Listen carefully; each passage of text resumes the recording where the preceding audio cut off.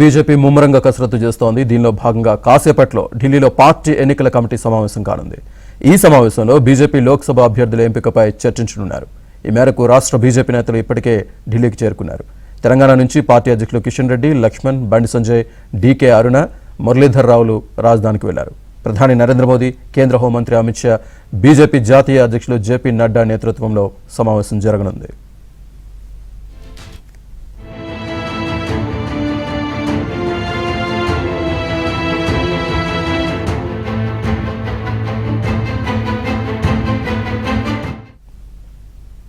Party ఎన్నికల committee సమావేశం అనంతరం 100కు పైగా లోక్సభ అభ్యర్థుల ప్రకటన చేయనున్నారు. తెలంగాణలో సిట్టింగ్ స్థానాలతో పాటు మరో 6 లేదా 7 స్థానాలకు అభ్యర్థులను ప్రకటించే అవకాశం ఉంది. గత కొద్ది రోజులుగా యూపీ, ఛత్తీస్గఢ్, కేరళ, బెంగాల్, రాజస్థాన్, మధ్యప్రదేశ్ రాష్ట్రాల కోర్ గ్రూప్ నేతలతో వరుసగా చర్చించారు.